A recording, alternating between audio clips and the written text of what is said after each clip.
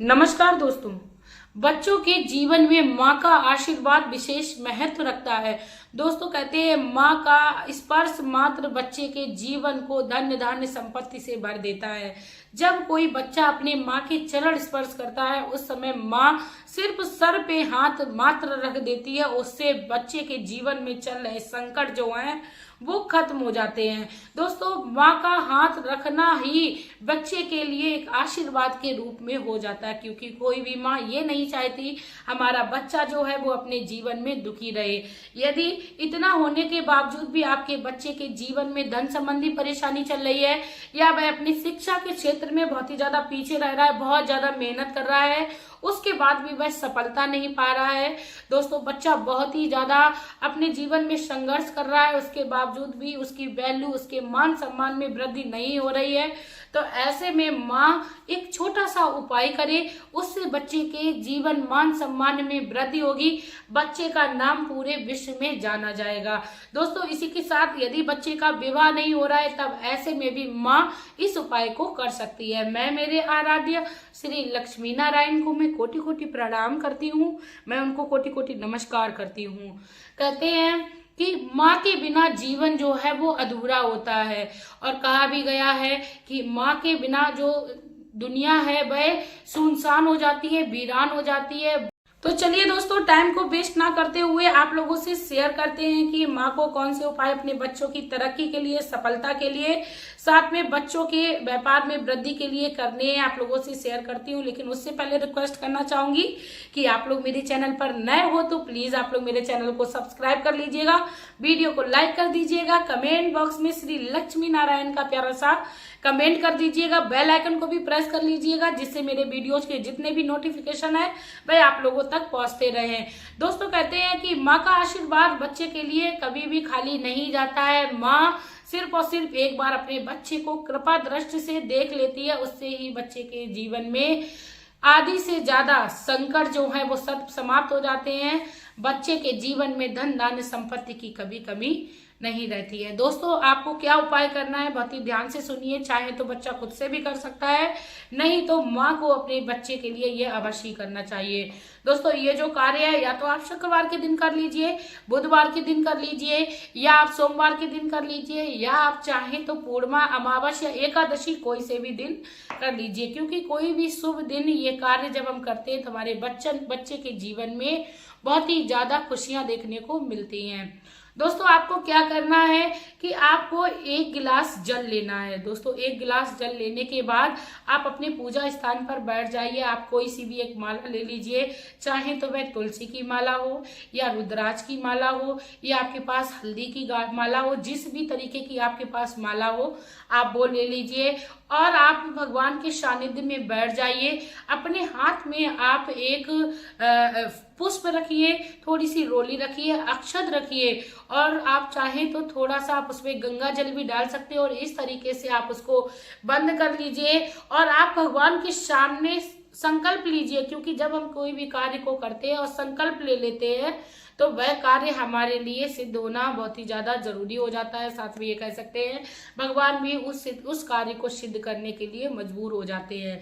तो संकल्प करिए, आपके बच्चे के जीवन में किसी भी तरीके की परेशानी चल रही है, या तो धन्य धान्य की परेशानी चल रही हो, या परीक्षा संबंधी परेशानी चल रही हो, या विवाह संबंधी परेशानी चल रही हो, या व्यापार में वह तरक्की नहीं कर पा रहा उसकी परेशानी चल रही, किसी भी तरीके की परेशानी बच्चे के जीवन में चल रही है, तो आप एक बार में एक मनोकामना को बोलते हुए भगवान के सामने आप संकल्प लीजिए कि मैं 11 दिनों तक इस उपाय को करूंगी और आप मेरे बच्चे के जीवन में समृद्धि को भर दीजिए।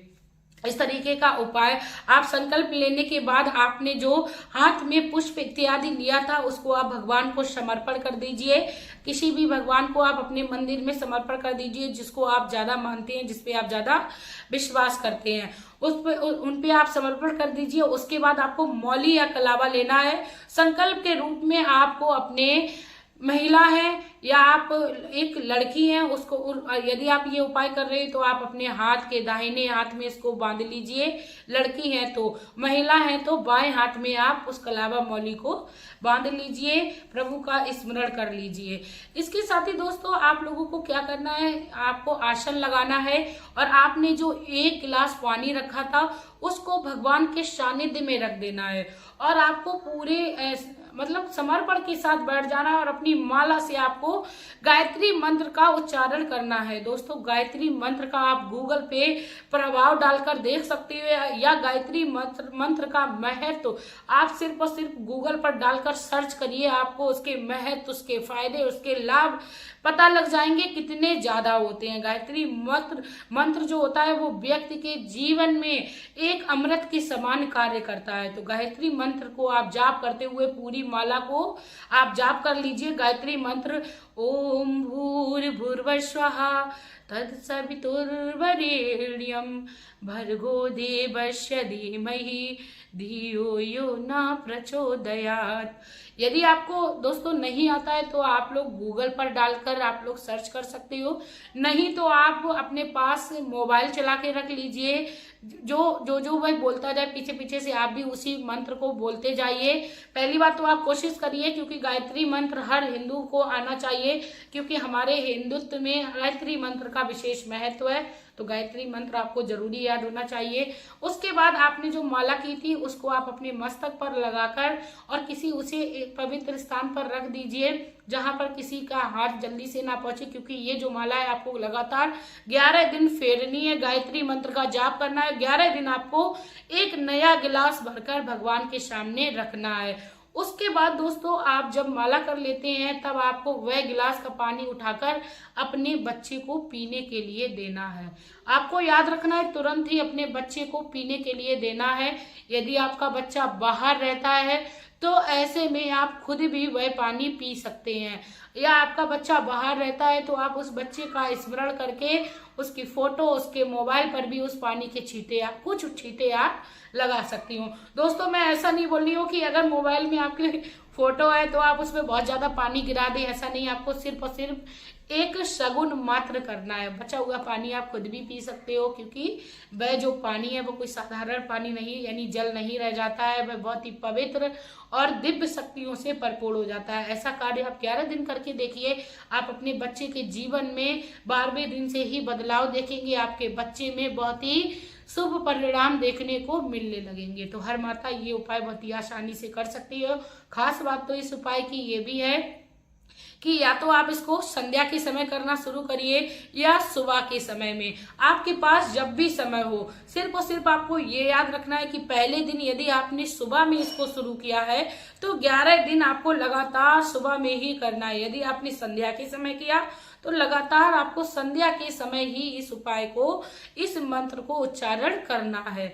इसके साथ दोस्तों आप दूसरे उपाय की बात आती है तो आपको क्या करना है, यदि आपका बच्चा बहुत ज्यादा जिद्दी है, आपके बच्चा आपकी कहने पर पढ़ाई नहीं करता है, या आपका बच्चा व्यापार के कार्य क्षेत्र में बहुत ही ज्यादा मेहनत करता है, उसके बावजूद भी वह सफलता नहीं पा रहा, अपने व्यापार में वृद्धि नहीं कर पा रहा, या आपका बच्चा परीक्षा के लिए बहुत ज्यादा मेहनत करके जाता है, उसके बावजूद भी उसका परिणाम जो है वो अच्छा नहीं मिल रहा है, तो ऐसे में आप अपने बच्चे के मस्तक पर कच्चा दूध लगाना, तिलक लगाना शुरू करिए दोस्तों।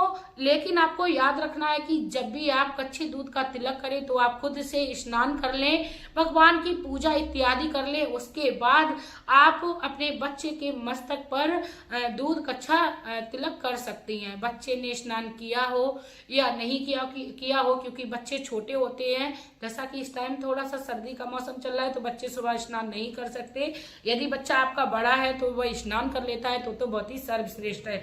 छोटे बच्चे को आप ऐसे भी कच्चे दूध का तिलक कर सकते हो। इससे क्या होगा कि उसका जो मन है वह शांत रहने लगेगा, क्योंकि दूध जो है वो चंद्रमा का कारक है और चंद्रमा जिस भी व्यक्ति पर अच्छा प्रभाव डालता है उसकी मानसिकता बहुत ही अच्छी हो जाती है, क्योंकि चंद्रमा जो है वो मन का कारक है।